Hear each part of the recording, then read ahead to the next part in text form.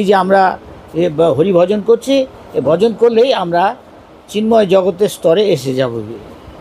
অর্থাৎ আগে আমার জীবন উদ্বেগময় ছিল, দুশ্চিন্তা অনেক। যদি ঠিক করি, দেখো প্রথম লক্ষণ হলো আমার উদ্বেগ যাবে গিয়ে, আমার দুশ্চিন্তা যাবে গিয়ে, কিন্তু আমার সমস্যা থাকবে না। হ্যাঁ, সমস্যা আছে, কিন্তু আমি জানি আমি যদি চেষ্টা করি আর হরিভজন করি, ভগবান সাহায্য করবে। শুধু এগুলি সবই অনিত্য, এই দেহটা অনিত্য। আমরা যেটা করতে যাচ্ছি সেটা হবে নিত্য। ভগবান নিত্য, আমাদের জীবন হবে নিত্য। আমরা যদি চাই, শাস্ত্রে লেখা আছে যে ইত্তম শতাম ব্রহ্ম সুখানুভূতা, শাস্ত্রের কথা আছে কৃতপুঞ্জ পুঞ্জা।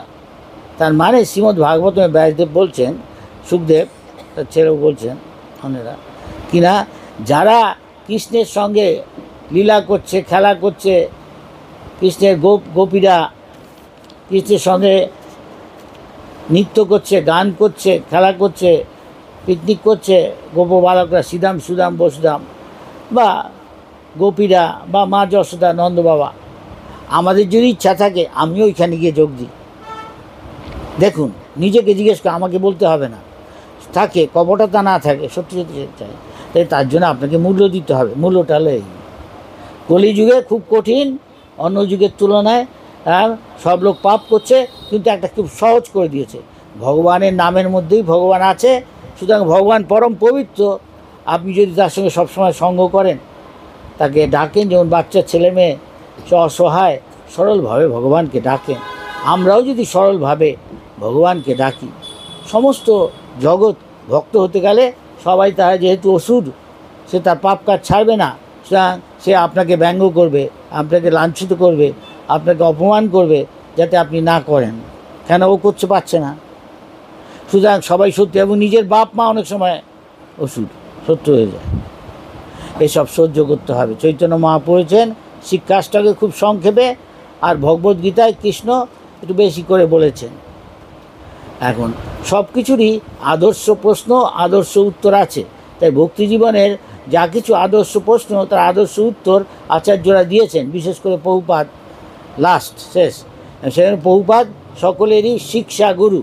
যে শিক্ষা নেয় তাদের থেকে একজনকে দীক্ষা গুরু করতে হয়। তাই দেখতে হবে যে প্রভুপাদ যে শিক্ষাগুলো দিচ্ছেন, আপনারা কি তা নিয়েছেন?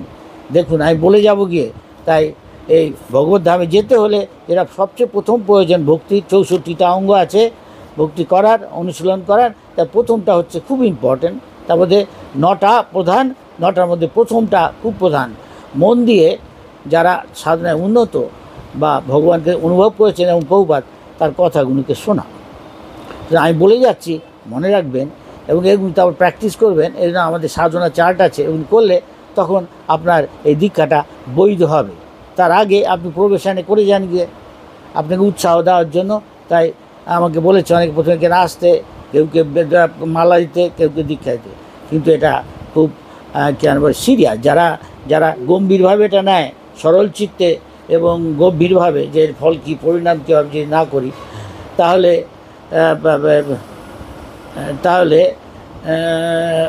ফল হবে না, এবং তার বরং খারাপ ফল ভোগ করতে হবে। তাই বলেছি, হরিনাম করতে হলে তার কতগুলো অপরাধ আছে, সেগুলো থেকে বিরত হয়ে হরিনাম করবেন। আমার কাছে কে এসে দেখা করছে, আমি এরকম হতে চাই, কিন্তু তার জন্য মূল্য দিতে হবে। আমি যদি ডান্ডা নিয়ে সন্ন্যাসী হলাম, সন্ন্যাসীর কি আমার যোগ্যতা নেই? গুরুজি দিল দেখে তাকে উৎসাহ দেওয়ার জন্য, বলে দিল, দেখো তুমি কিন্তু হওনি, এই তোমাকে উৎসাহ দেওয়ার জন্য দিচ্ছি।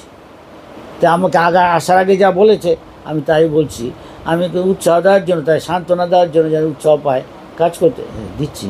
কিন্তু এটার যোগ্যতা অর্জন করবেন, সেই জন্য আমি বলে দিচ্ছি। দেওয়ার পর প্রভুপাদ বলছে, তোমার দীক্ষা হয়েছে? হ্যাঁ, আপনার মালা পিছ। এখন তুমি কি সেই মতো কাজ করছো? করলে তাহলে দীক্ষাটা বৈধ হলো, প্রামাণিক হলো। তা না হলে তুমি এর সুযোগ সুবিধাগুলো নিচ্ছ, এরপরে তার ফল ভোগ করতে হবে তোমাকে এবং গুরুকেও বোঝায়। কিছু বোঝা গেল? হ্যাঁ কি না? তাই কেউ আমাকে বলে এই কয়েকজনকে নাম দিই, আগে বলে আরও বেশি। তাহলে কি তুমি এদের দায়িত্ব নিবে, দেখবে এরা করছে কি না?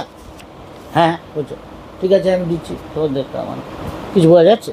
হ্যাঁ। তাই প্রভুপাদের ভগবদ্গীতার মধ্যে সব কিছুই আছে, খুব কষ্ট করে লেখা। আরও অনেক ভগবদ্গীতা লেখা হয়েছে, বোধহয় 600-এর বেশি। তা কিন্তু তার সেগুলো পড়ে কৃষ্ণ বারবার যে বলছে আমার ভক্ত হও, কেউ একটা ভক্ত হয়নি। কেন? তারা অন্যরকম লিখেছে। সেই জন্য দেখতে হবে কে যে গুরু, সে যা বলে অন্য গুরু, আসলে গুরু একটা, সেটা হলো কে না, সেটা হলো গুরু তত্ত্ব। এই কেউ গুরু বলতো আমার মতেই আমার, সেটা গুরু না।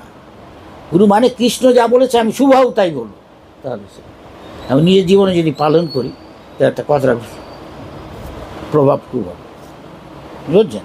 তাই প্রভুপাদের বইয়ের মধ্যে আছে ভগবদ্গীতা কৃষ্ণ যা বলেছে, চৈতন্য মহাপ্রভু তাই বলছে। কৃষ্ণ বলছে সবচেয়ে গোপনীয় জ্ঞান কি না, সবসময় আমাকে মনে রাখবে, আমার ভক্ত হবে, আমাকে প্রণাম করবে, আমার উপাসনা করে। যেহেতু তুমি আমার বন্ধু, আমার প্রতি ইচ্ছা করো না, তোমাকে আমি প্রতিজ্ঞা করে বলছি নিশ্চয়ই তুমি আমাকে লাভ করো, আমার কাছে এসে যাও ভগবৎমায়। বোঝা গেল? এই 4টে জিনিস করা কি কঠিন? অনেকের ক্ষেত্রে কঠিন, কেননা সে পাপ কাজ করছে, তার মুখ দিয়ে আসে না। যেমন এখানে যদি বলি সবাইকে, কিছু মনে করেন না, সবাই বলুন হরে কৃষ্ণ।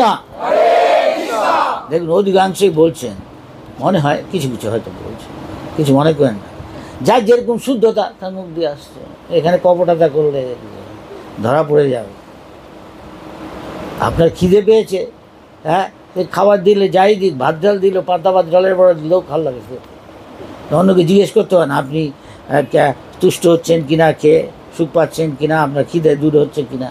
এটা হলো প্রমাণ আমি সাধনায় উন্নত হচ্ছে কিনা না, সেটা স্ট্যাম্পটা না, আমার দিকটা তা না। আমি কি এগুলো অনুভব করছি?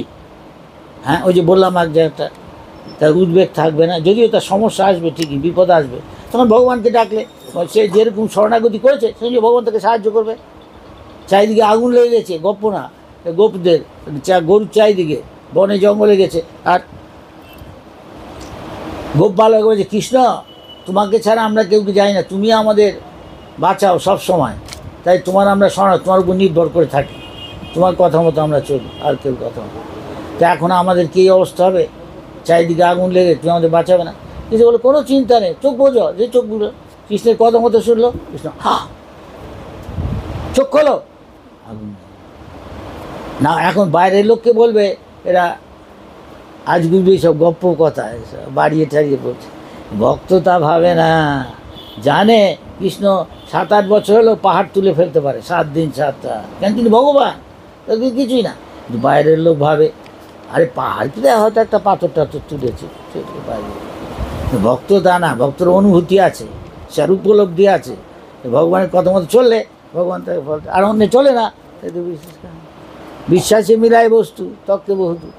কিছু বোঝা যাচ্ছে? না বুঝলে পরে আমাকে প্রশ্ন করবেন, আমি সংক্ষেপে বলে যাচ্ছি। তাহলে আমাদের গাইডলাইন হলো, আমাদের পথ নির্দেশ হলো যে আমি কীভাবে এই পথে চলবো। তাহলে আগে শিক্ষা করতে হয়, সে কৃষ্ণর থেকে বা তার প্রতিনিধি প্রভুপাদের থেকে, তিনি শুদ্ধ ভক্ত। আমরা যদি প্রভুপাদের প্রধান অনুসরণ, আমরাও শুদ্ধ একদিনকে হয়ে যাব। তাই ইস্কন রেখে দিয়ে যেন কেউ নতুন কিছু না করতে পারে, প্রভুপাদকে রেখে চিরকাল প্রভুপাদ আমাদের শিক্ষাগুরু হয়ে থাকবে। তাই প্রভুপাদের বইয়ের মধ্যে লেখা আছে, ভগবদ্গীতা কৃষ্ণ যা শিক্ষা দিয়েছেন, কে ভক্ত, কে শিষ্য, কে গুরু, এসব লেখা আছে সব কিছু। না, ভগবদ্গীতার মধ্যে প্রধান 5টা বিষয় আছে, ভালো করে শুনুন। সেটা হলো একটা ভগবত তত্ত্ব, ভগবান সম্বন্ধে বিজ্ঞানটা কী, হ্যাঁ, জীব তত্ত্ব, জীব কী জিনিস, ভগবানের অংশ এবং তার কাজ হলো ভগবানের সেবা করা পৃথিবী, সেটা হলো ভক্তের লক্ষণ। আর যে তা করে না, বাপের কথা মতো চলে না, সে অসুর, বাপের কথা মতো চলছে না। বাপ তাই খাওয়া পড়া সবই দিচ্ছে, কিন্তু ওকে বিশ্বাস করবে না। অনেকটা তাই ভগবানও তাই, আমরা তার দাস বা আমরা তার সন্তান, তিনি বলে দিয়েছে। তা এখন সন্তান কি বাপকে শেখাতে হবে কী করে বাপকে ভালোবাসতে হয়, বাপ মাকে বাপের কথা মতো চললেই তার সব কিছুই পাবে, সে তা বলতে হবে না, বাবা তার আগেই দিয়ে দিই। ভগবানের চাইতে হবে না ধনং দেহি জনং দেহি রূপং দেহি রূপপতি ভাজ্যাং দেহি ধনী স্বামীং দেহি পতি দেহি। না, মহাপ্রভু আমি এগুলো চাই না, অধিকাংশ লোক এগুলো চাইছে, তাই না? কিন্তু ভগবান সব কিছুর মালিক, ভক্ত জানে আমি যদি তার সেবা করি, তার ছেলে যেমন বাপের কথা মতো চলে, যে ছেলে বাপের সব কিছু সে পায়, বাপ পায়, তাই না? চাইতে হয় না, তার আগেই বেশি দিয়ে দিই। তা আমরাও এই জগতের ভগবান বাপ মা যদি তাই করে, ক্ষমা করে, সে যত বড়ই খারাপ ছেলে হোক মেয়ে হোক, আবার এসে ক্ষমা চায়, তাই একটু হয়তো তিরস্কার করলো সামান্য, তারপরে আবার যেতে শুরু। তো ভগবানও তাই, তিনি নিত্য আমাদের বাপ।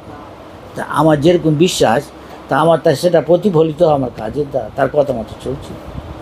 সেরকম আমরাও যদি ভগবান বললেন সবচেয়ে গোপনীয় জ্ঞান কি না, এরকম আমার কথা মনে করবে এবং সব ধর্ম কত হচ্ছে যে আমার কথা মতো চলো, আমার শরণাগত, আমার উপর নির্ভরশীল, আমি যা বলছি সেইভাবে চলো। তার 6টা পয়েন্ট আছে শরণাগতি। আমি কি যা ভক্তির অনুকূল তা করছি, যা কৃষ্ণ সন্তুষ্ট হয়? আমি কি ভক্ত সঙ্গ করছি, কৃষ্ণের প্রসাদ খাচ্ছি, না বাড়ি গিয়ে ফুচকা খাচ্ছি? হ্যাঁ, তাহলে তো কিছু বোঝা গেল। বাড়ি গিয়ে দই বড়া খাচ্ছি, এখানেই খাওয়া যায়। যে তা করেছে, প্রসাদ খেয়েছে, সে ছেড়ে দিয়েছে। হ্যাঁ, প্রসাদ খেয়ে যদি ভক্তি মানে ভগবানের আসক্তি বাড়ানো, ভগবানের নাম রূপ গুণ লীলা পরিকর বৈশিষ্ট্য, এটা শ্রবণ কীর্তন স্মরণ এতে আসক্তি হলে আর আমাদের নিজেদের গুণ করবো না। তো বলে তুই গুণটা কী করে করবো? আমার স্বামী স্ত্রী সংসার চলবে কি? কৃষ্ণের সংসার করো, নিশ্চয়ই সন্তান করবে।